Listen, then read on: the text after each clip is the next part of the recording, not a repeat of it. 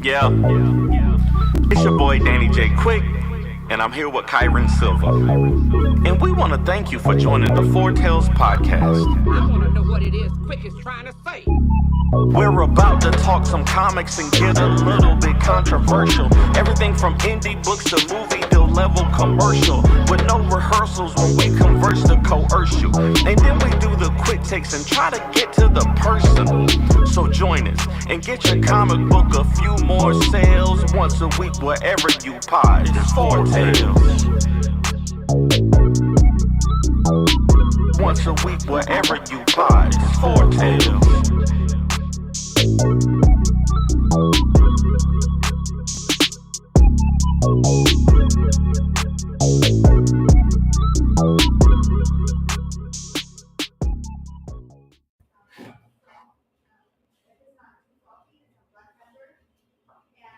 Amen.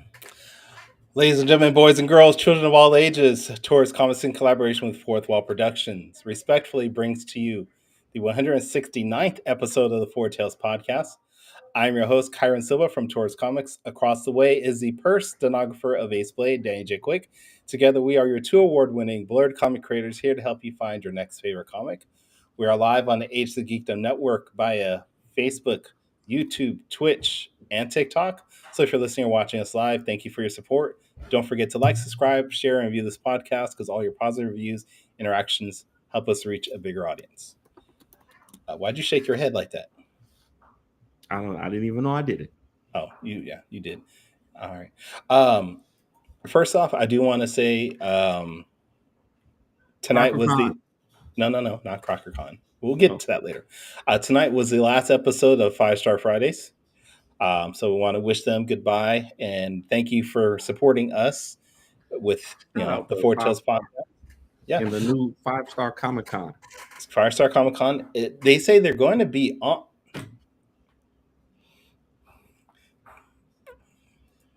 You said they're going to be what? They're going to be on what?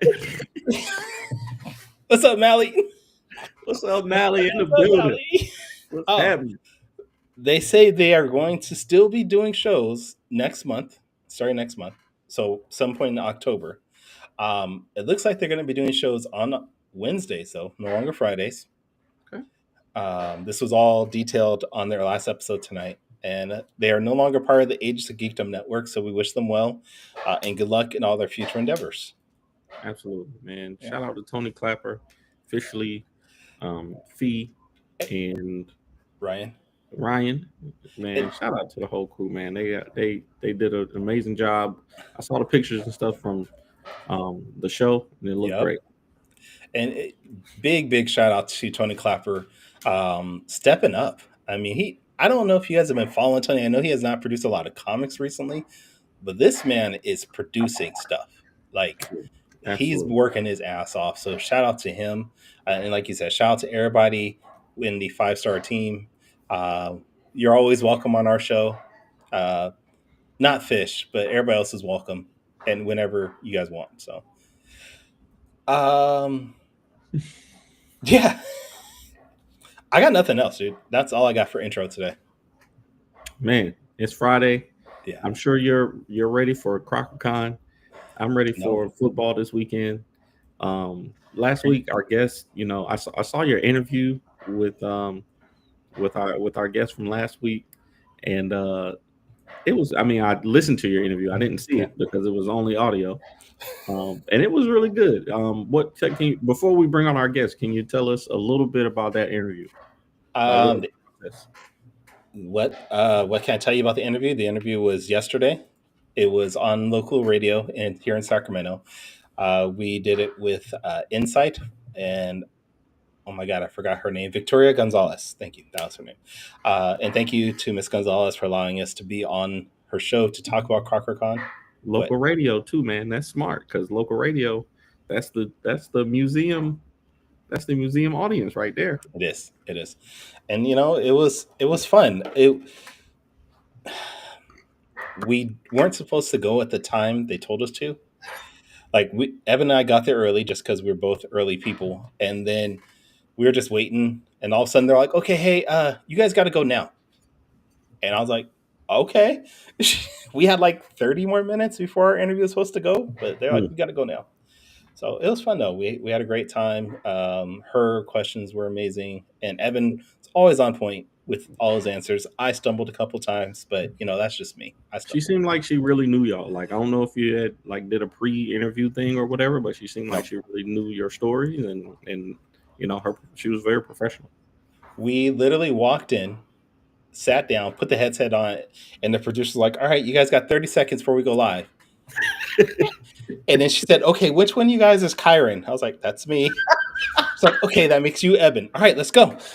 And I was like, "Damn, okay." Yeah, that's amazing. That's amazing.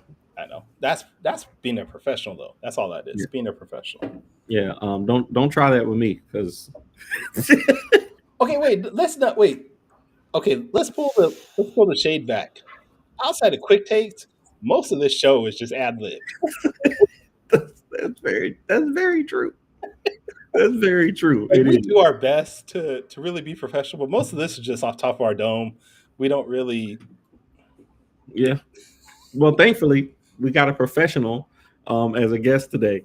We got my man Gene Willoughby from right up the street. I'm really surprised that me and him don't run into each other more.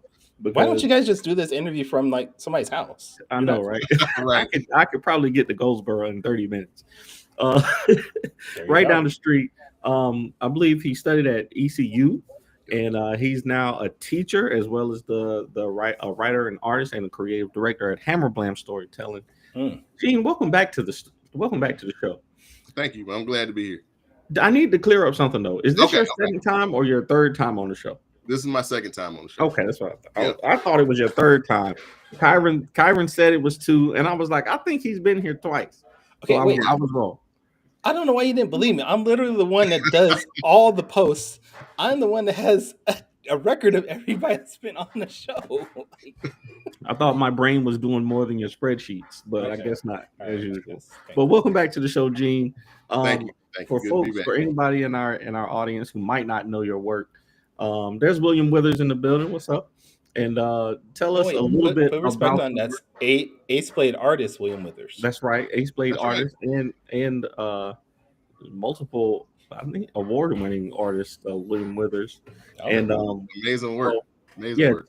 Tell us a little bit about your work, Gene, and Hammerblam Storytelling.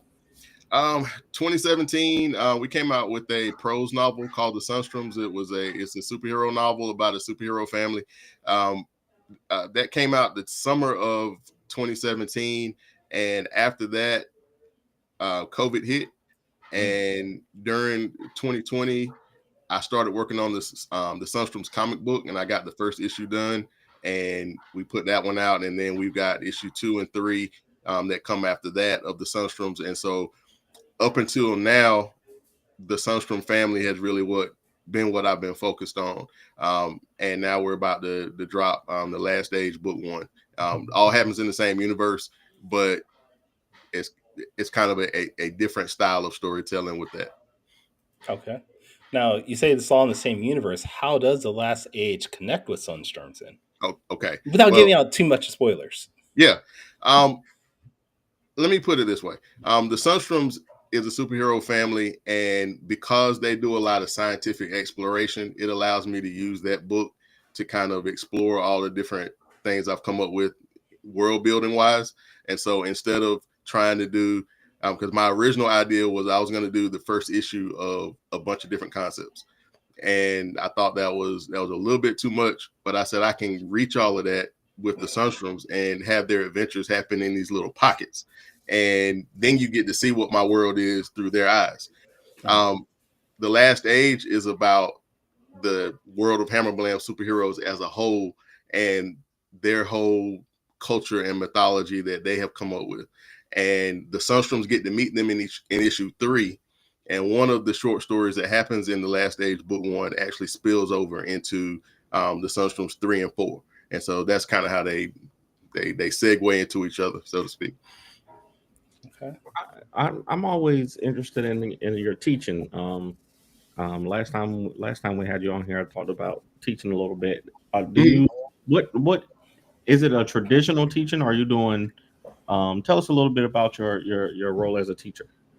As an English teacher, because I do teach literature, I get to do a lot of work on characters, and we get to talk about the things that they see in movies and how that relates to literature. And I get to teach writing, and so I get to teach them how to structure narratives and how to structure essays. And so that kind of all of that's in my wheelhouse, and so I get to do it kind of in a creative way. I use a lot of graphics and things like that to keep their attention. And so you can definitely tell I'm a comic book person when you come in my room, because even on my board, when I put their assignments on the board, there's something you might see Invincible behind the assignments, and kids like, oh, is that Battle Beast? Yeah, that's Battle Beast.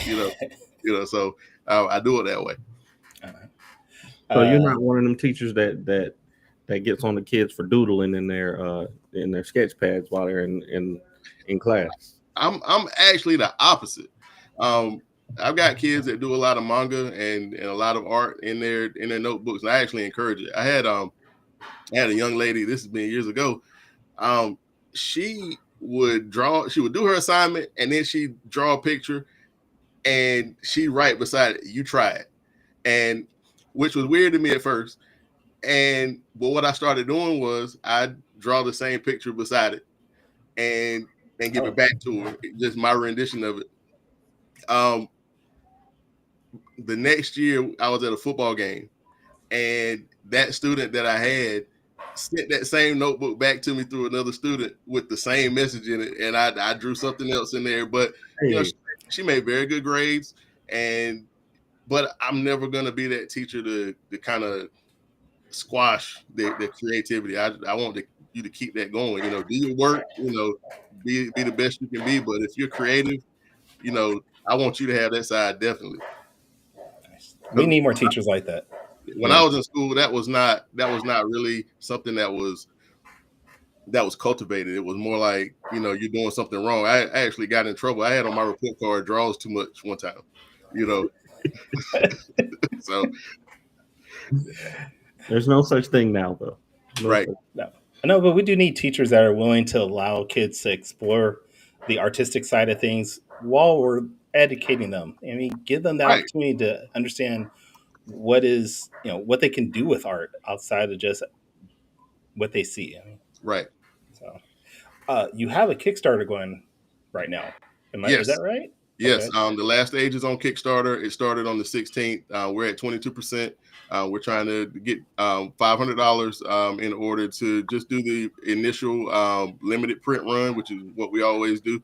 But I think it's doing well, and just trying to get more people on board so we can hit the goal. Okay. What can people expect as far as rewards from this Kickstarter? Of course, you can get the actual last stage book one, which is it's 5 stories, 60 pages in that book. There's a variant cover that's villain centric. I just call that the villain cover with Baslin and Briar Rays on the cover. There's a classroom print set that has positive affirmations with Hammer Blam characters in the print set. There is a trading card set that features last age characters, and there's 2 last age t-shirts that we're doing. I love it. I like that classroom art print set. It reminds me, I had an idea to do like y'all know the what is it, Valentine's Day cards. I had an idea to do that one year, and I didn't follow through with it. But I think that would be cool to have like indie Valentine's Day cards like we used to have back in the day. Yeah, I think that's a good idea too, because I remember loving those. I don't know if it was Marvel. I think it was DC that had like Valentine's Day card and put the candy with the heart on it in there, and you could get like Superman, Batman, Wonder Woman, all that. So that was cool. Yeah. All right. I see Niku in the comments saying that we all look related. I can kind of see it. I can kind of see it. I think me and Kyron didn't used to look alike, but we've been doing the show so long that our features are kind of like my gray is like taking his gray. His gray is getting more gray because of my gray. But me and you just look alike, Gene. I think it just just is what it is. Yeah. If my students could see this, they would have a field day. You gotta. I got several twins out there in the world. Me, you, Kev on stage, and some other, a few others. So Yep. that's This is cool. why the show is sometimes called Brothers with Glasses. So Brothers with glasses, I'm, bald brothers. yeah, oh, I'm not bald yet. Don't wish that on me Don't put it yet. on you. Don't Salt and put that pepper on, connection, all that. don't put that on me, Billy Bob. What's his name? Don't put that Billy evil on Bobby. me, Ricky Bobby. Thank you. Yeah, I'm gonna get LASIK so I don't have to wear my glasses no more. But I feel like I'm gonna look crazy. I actually had LASIK for like 5 years, and then my eyesight got worse, so I had to get glasses again. I was like, but they will tell you, like, they'll do you a little test and be like, okay, your eyesight might change again, so this will only be temporarily. And I was like, I don't care, I'm willing to take that chance. Right. And it was so good not to wear glasses for those years. Wow. Yeah, I can imagine. But I don't like doctors or surgeries or anything like that. So, Do you like things near your eyes at all? No, Like, I yeah, can't wear contacts. you will not want to have LASIK eye surgery because you are awake the entire time, and they have to keep your eye open, Oh and no, all you see is this light coming towards you. No. no, I'm good. I'm good on that. I I'll let my twin Gene do it for a long time, but I got to a point where I just couldn't wear them, and so we just went into the glasses era. To go on a complete other tangent. I seen a video today that it really messed me up. There was this old lady who had like 10 pairs of contacts in her eye. Like she had not taken her contacts out. She was just putting a new pair in, and they were up in the, like, it was terrible. Take care. Check on your family. Check on the old people. Yeah. But Gene, man, so your journey Yeah. as an artist, man, I know you do a lot of shows. Yeah. That's something that I want to, I think now that, I got more books out and things like that, I want to do more shows, but I don't have the, like, I'm really not good in front of people. Like Right. after a long amount of time, like I can do about 4 hours, but if I have to stand and talk in front of people and talk and pitch, for a whole weekend, consistently, I don't think I'd be able to do it. So what's some advice that you have for creators who might want to get out there, but like me, don't have the skills to do it? Well, the first thing is I don't like being in front of people either. So I'm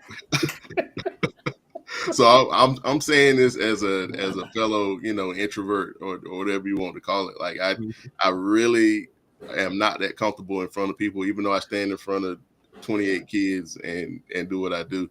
It's just I guess I just have a drive to get my characters in front of people. And like you said, when you're pitching, you end up saying the same thing over and over again. But one of the things I found out was the best thing for my pitch was saying it so many times, because when I started my pitch, it was a lot longer than it is now. And there was a lot of unnecessary stuff in it. And what I started noticing was there were certain things that I would take out, certain things that I would say, and the sale would happen. And so I would lean into how I did it the last time, and I'd make it better. And I'd lean into how I said it the last time and make it better, till finally, it took about 1.5 years for that particular book.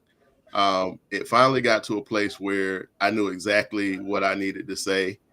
And if a customer gave me a certain type of energy, how to twist it a little bit for, I think am I in? Okay. Yeah, you're there. Lost your sound a little bit. Okay. But when you have different customers, if I'm talking to a fellow teacher, we can connect on some things, but I just think saying it so many times makes it better. Yeah. I like William had a question. William with this. He said, Gene, what made you to consider drawing your book yourself? I wasn't going to at first. My wife is so supportive to the point where she actually gets mad when I start talking like that. So and I love that, because it's like, that imposter syndrome is real. It's like, I'm not good enough to draw my own book.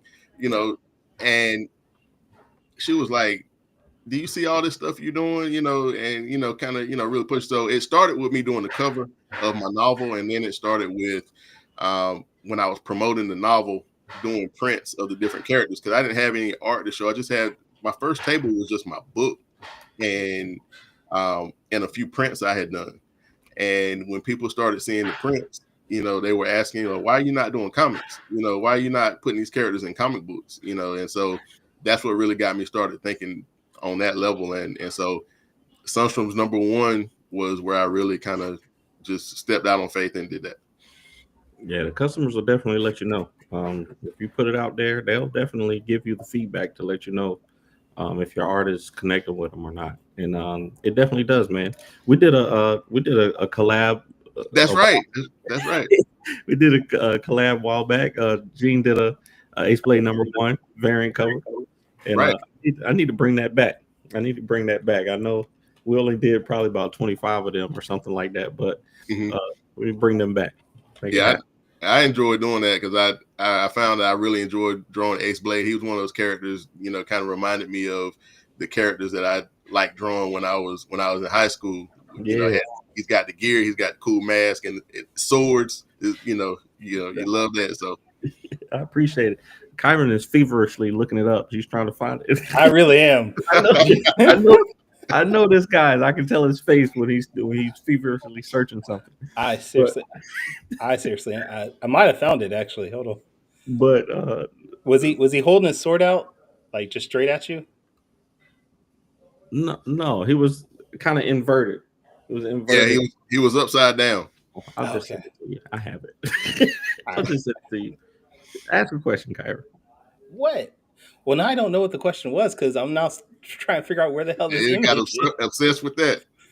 Don't ever do that to me. I have OCD so bad. We were talking about why he decided to draw the book himself, and I was saying that the customers will let you know if the art's good, and they'll connect with you. Remember? See, now you're back on track. Nope. Still can't find it. I can't find it. Terrible. Anyways, no. Yeah, comic book conventions, man. I think me and Kyron were actually talking about this earlier. They're getting so expensive.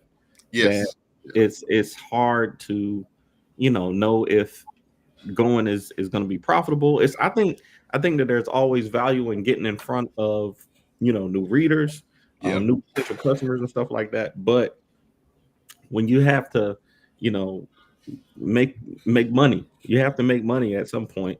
Yeah. I know myself, I got a full-time job. You're teaching, you have a full-time job.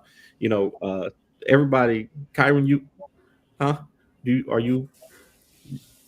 Go ahead, finish your sentence. Go ahead. Kyron, some of us have to work full-time while we do our creations, and then some of us are independently wealthy and can,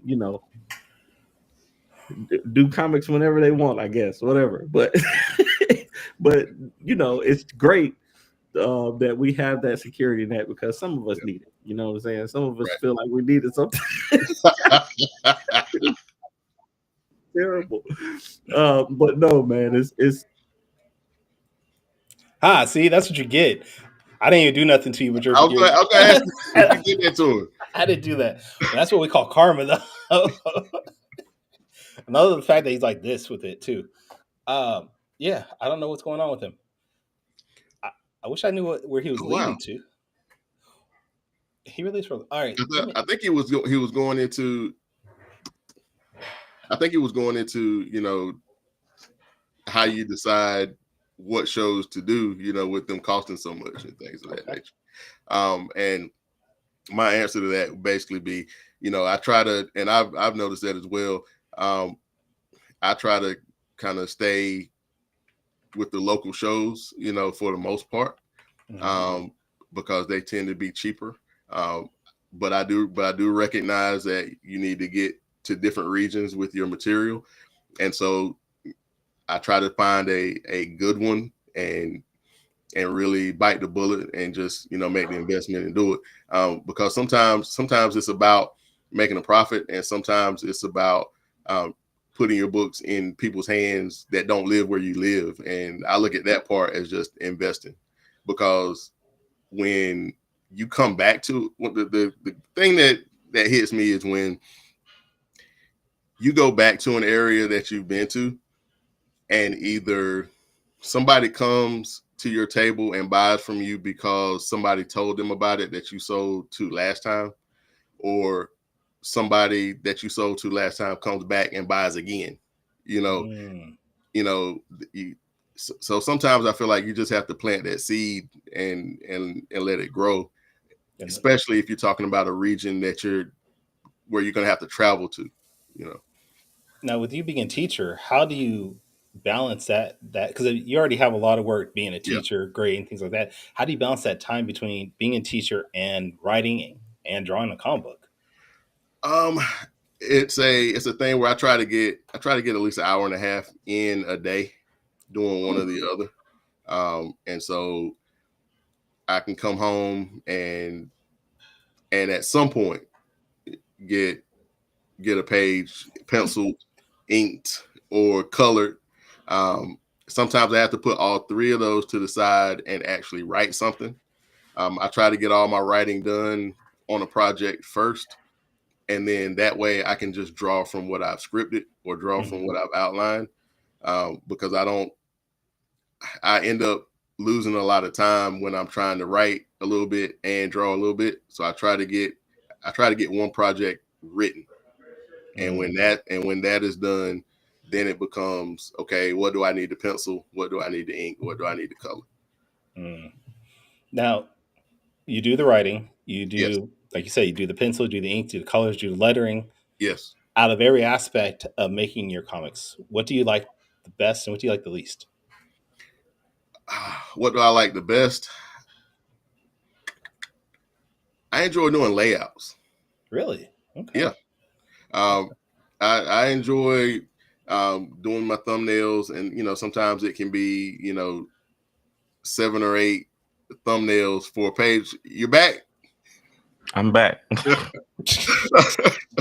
sometimes it can be 7 or 8 thumbnails for a page, and that's fine. But I enjoy that initial taking of a script page and breaking it down to where your eye can follow the action on the page. And when you figure out what that page is going to look like, to me, that's the most fun that I have. What I like the least is lettering. Not because it's difficult. I mean, there's some difficult aspects to learn how to do it, but it's so tedious, and like just trying to stack text. I can see that. That becomes a thing where, like, exactly how to do it, exactly what you're going to do, but like it's something that you can like dream about, like, and not in a good way. Like, I've had nightmares about stacking text. There is an art that goes to doing text, which I did the first 6 issues of Shaman's Destiny. Yeah. I did everything like you did, and I hated lettering also. Yeah. Only because, well, for me, it was just boring. It's like I'm rewriting the script. Yeah. It's just a lot of copy and paste and rewriting the script. But there is a little bit of, what the hell? Danny's just not part of the show anymore. It's just you and me. Pop that again. Yeah. But there is a little bit like, sort of like, I forgot the Tetris in a way, where it's like a puzzle. You're trying to put the lettering in the bubbles everywhere. And so I could see how it could be, for those people that do lettering, it could be a very interesting aspect of it. Yeah. I think it's, it works a different. I think it works a different side of the brain a little bit, except for like sound effects. I really enjoy doing those, because you get to do, the big fonts and colors and all of that. But your dialogue, that would be my least favorite. If I had to say one was my least favorite. Okay. Well, let's get back to The Last Age. What can we expect for the future of The Last Age? Because we already know this is going to fund. Like, we're not even going to, guess if it's going to fund. We're just going to say it's going to fund. What can we expect from you guys after that? Okay. Well, The Last Age book 1 gives you a little inkling that there's a prophecy about this final age of mankind that the characters are in. Book 2 is actually going to show you what that prophecy is, and then I'm going to get into stories that actually show you the hero king, Messian spacefarer that you meet in book 1. You get to see how he became the hero king here, and you get to see what the last hero king was like as well. And so I'm going to start pushing the quote unquote mythology forward of those characters. Okay. And I saw on the Kickstarter that you're expected to deliver the rewards by November. Yeah. Which to me, that tells me you already have everything print ready to go, right? Yes, everything is. Matter of fact, the book is actually printed. I've got to go back and get there were some errors that I got in the proof copy, and those need to be addressed, but everything else is ready to go. Okay. And after that November distribution of everything, how far along can we expect something else from you? Sunstorms number 4. There's 4 more pages for me to draw, and so I'm going to be ready to get that one out pretty soon. Damn, you were constantly working. Yeah, I told you at least an hour and a half a day. I'm doing something Hammerblam related. Okay. All right. Let's see how long Danny can stay on the stream this time. Bro, I had to switch my phone. I don't know what's going on with my computers because neither one of them are working. Did they die or? No, they didn't die. They just disconnected from the internet somehow. Like, okay. Everything in my house disconnected from the internet for some reason. Okay. There might be an outage in my area or something. I'm sorry about that. No, you good. No, you good. Okay, what did I miss? What did I miss? Well, Gene said that he no longer needs you. He said that Ace Blade sucks. Okay. Fair. He said that King Supreme is probably the weakest character he's ever heard of before. That's wild. And then after The Last Age, Sunstorms number 4 is coming out. Okay. One of those things sounded true.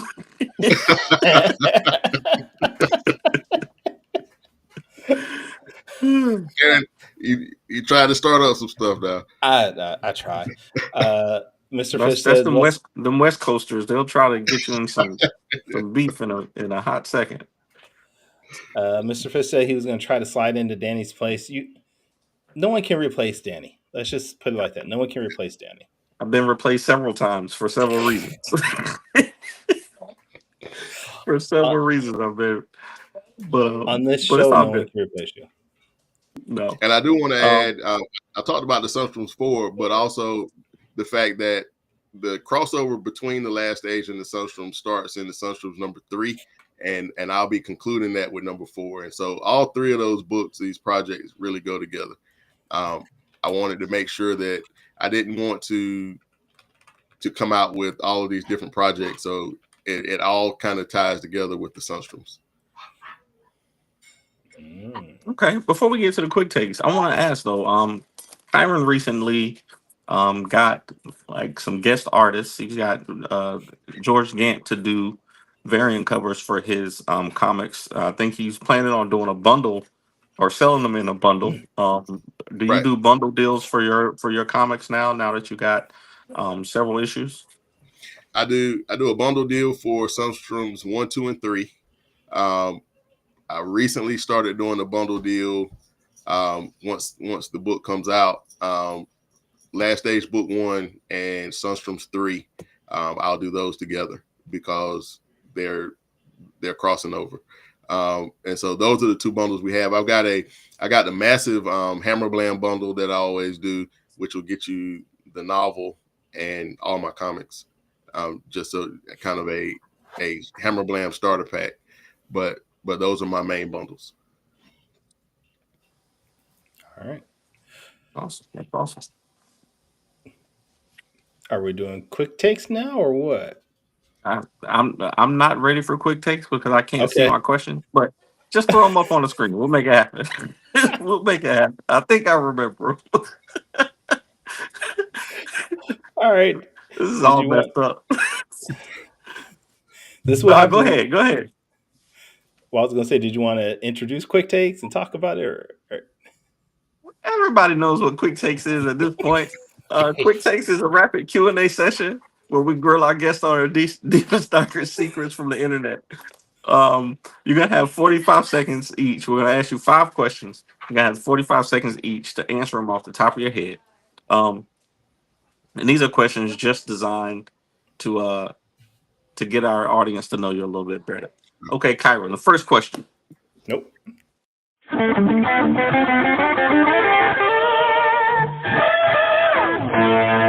Quick takes. You know, I'm realizing more and more every day that if I don't have the internet, I am just useless. Just useless unless I have the internet. Okay, so the final age of mankind, you talk about in your book. So this being part of the Sunstorms universe, is this kind of the last ditch effort for mankind, or explain to us what the final age of mankind is? It's less about the actual final age of mankind and more about, and the book talks about this, and more about what this group of heroes believes is the final age of mankind, because that's a big part of what the story is about. And because they believe that they're in this final age, the characters are starting to move in different ways, and they're starting to make decisions that they hadn't made before, because they feel like this is what they have to do to stop it. I'll put it this way. There's 5 stories. Each story is connected. The first story is going to tell you where the heroes and villains came from and why we have superpowers. Then we'll start to see in the next story how Earth really looks at these here, how the average person looks at these heroes from Protectorate Team Arc. And then we get to see how you actually get how you actually get superpowers in this world. Then you get to see a spotlight on the hero, Messian Spacefarer, the leader of this group. And so I wanted each story to really give you a different facet of these heroes' lives. They live in a big city called Auric City. It's a city of just superheroes, and they've kind of isolated themselves in order to kind of go out and protect the whole planet. So I was a superhero. I isolate myself too. I understand. so it's more about the fact that they believe it's the final age of mankind and what they've decided to do about it. Gotcha. All right. Now wait, time. Now that was more than 45 seconds. He got a penalty or something. Yeah, he needs a penalty. Gene don't care nothing about that timer. Okay. Dang. Question number 2. So I was gonna ask you, Messian Spacefarer. You know, you got a solo character like Messian Spacefarer, and then you got the Sunstorms, which is a team. Which one do you prefer to write? Solo characters or team characters? Ooh, that's a good question. I think my X-Men background, just growing up in that, makes me a team guy. But I also like a very good solo superhero character. So I can't really say I like one over the other. I see that there are strengths with both of them. And when I'm working on either one, I try to draw on what would make that type of story really work. I like it. Okay. This third question is just for me. The Almagnus blade. Okay. I got a whole idea in my brain where Ace Blade goes to different universes and steals weapons to bring back to his universe to fight with. I don't know what the Almagnus blade is, but I need you to explain it to me and let me figure out how I can get Ace Blade to take one. Okay. The Almagnus blade is a blade that Messian actually pulled out of his chest. He is the keeper of this energy force that gives all the superheroes their powers. And so he has learned how to focus all of that energy into this hotter than the sun sword. And he can actually open up pathways into the energy field that gives people their powers, and he can commune with it. He can cut other heroes off from their powers if they get out of control and things of that nature. And so being Messian is more of a title than an actual name, and so that's what makes that blade special. Okay. So Ace Blade can be a Messian someday. I like it. All right. All right. Question number 4. So I saw you posted a picture of some seafood French bread. Yes, sir. It looked like the most delicious thing that I would ever taste. And I don't even really have a question. I just wanted to talk to you about delicious, I'm starting at delicious food. 45 seconds. I just wanted you to talk about your most delicious foods. Like, what was that like? What made you decide to make seafood French bread, and what did it taste as good as it looked? Yes, it did taste as good as it looked. 2, I'm not responsible for that in any shape, form, or fashion. That's all Tamisha Willoughby, and she's an excellent cook among all sorts of things. But she said, I got something I'm making tonight. Don't worry about it. And so when she says that, I don't worry about it. And when she was done, that's what was sitting there. And so, but yes, it was as good as it looked. It was awesome. Hey, I would have broke. It was shrimp and crab and cheese and garlic and French bread. Hey, I would have destroyed that, bro. I would have destroyed. I saw it. I said seafood French bread. I want it. I need that. Okay. All right. Last question. Question number 5. Okay. We always have our guests do a top 5 list. Off the top of their head. And I believe, I could be wrong by this, but I believe you are a Lakers fan, just like I am right now. Yes. Yeah. I want to know your top 5 Lakers players, from 5 to 1. Okay. No, that's just you put top 5 Kings players. No, I did not. That's literally what I says right there. That's what you said. I said top 5 Lakers players. Nobody knows 5 Kings players, Kyron. I can name 5 Kings players easily. You live in Sacramento. You should be able to. All right, here we go. No particular order, because I'm not getting in trouble with this at all. No, we need 5 to 1. We need to know who is the best Laker. We need to know who do you think is the best Laker of all time. Okay. All right.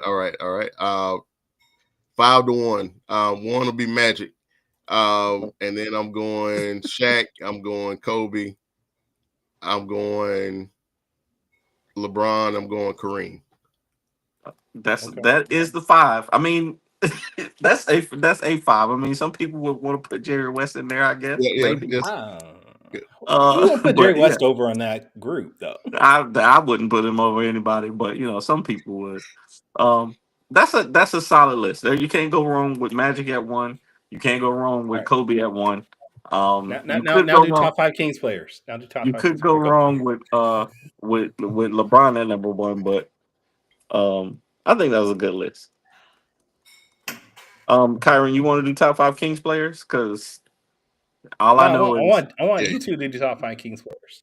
I know De'Aaron Fox. I know Oscar Robertson. I know. Didn't Tiny Archibald play for the Kings? I don't know. Yep.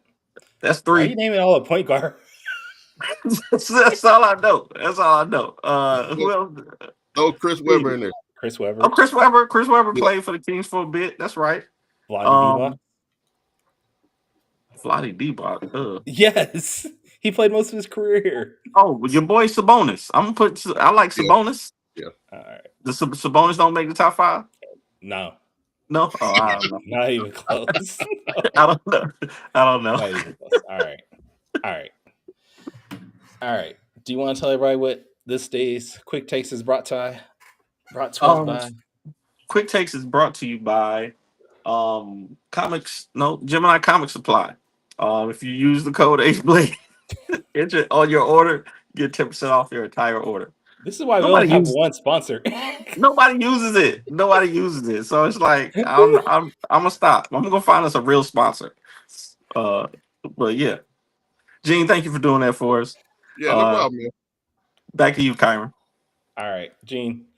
Like Danny said, we appreciate you being on, talking about Sunstorms, talking about Last Stage and everything. We do want to make sure that people keep track of you and your work, though. So where's the best place online for people to do that at? Best place online would be Hammerblam, myshopify.com. Also, You can check me out on Facebook. I'm on Instagram under Sunstorms Novel. I've got Substack at willoughby.substack.com. And so those are the main places to see what I'm doing. If And you he'll follow be at me, Greensboro Comic Con. I'll be at Greensboro Comic Con tomorrow. Yep. Tomorrow. Okay. Yep. Absolutely. And Big Lick after that. So I'll see you at Big Lick. I'll be there. okay. Wait, all right. What? Pause. What? It's What? called Big Lick Comic Con from Virginia, and I don't know why it's called that. I'm gonna have to ask. I'm gonna ask JD because I need to know. I need to know why it's called that. Wow. Okay. But we'll be there in October 4th and 5th. We'll both be there. Yep. Okay. Be in the house. Okay. I could not find the Gene Willoughby Ace Blade. The only thing I could find searching Gene Willoughby and Ace Blade or Willoughby and Ace Blade was this photo. That's the only thing I could come up with. I searched your entire photo on Facebook, Gene, and could not find it. So you got to send it to me so I can at least see it because I can't come up with it. I think I may have only shown it on TikTok. I don't. Oh wait. I'll say one of us will send it to you because I know I got the file here at my computer somewhere. Okay, Danny, where can people check you out? The best place to find me is fourthwallpros.com, our website where you can buy all our comics. And if you want to find me on social media, you can find me at the Ace Blade on all social media platforms. And my next show is Big Lick Comic Con on October 4th and 5th. And then on the 11th, I'll be at out in Rock Hill, South Carolina, doing some stuff too. So, Kyron, where can people find you? You can find me this Sunday at the Crocker Art Museum from 10 a.m. to 4 p.m. for the 11th annual Crocker Con. We are anticipated to have about 4,000 people come through this show. So if you are not doing anything, come on down. This is going to be an amazing show. It's a free event. We're going to have a bunch of indie creators, a bunch of creators that work for Marvel, DC, Dark Horse, you name it, we got them. But if you are doing nothing this Sunday, come down 10 a.m. to 4 p.m., get some free merchandise, hang out, listen to panels, do everything we have. After that, though, you can check me out at tauruscomics.com. I am at all social media platforms at Taurus Comics. And if this is the first time you ever checked out our podcast, you can go to our website. That is the fourtalespodcast.com. That is the number 4, TALES podcast. You can listen to our previous episode. Support us financially by buying some merchandise, since apparently we are not going to have the Quick Takes Gemini sponsorship anymore because Danny said he's through with that. Join us though next week. It is the end of the month, which means that it is Fortnite Friday. Danny and I again will be playing Fortnite horribly. Apparently it's me because Danny won last week. Or we're going to be drawing. Are we drawing this week? Hey, we'll figure it out. We'll figure it out. All right. We're either drawing or playing Fortnite. Join us next week, same time. Until then, though, everybody, sayonara, goodbye, and please take care of yourselves. I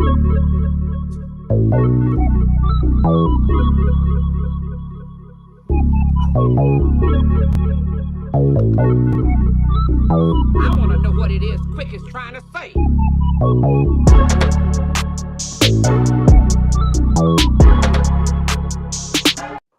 Nope, we are not. Wait, nope. What did you just send me, Danny?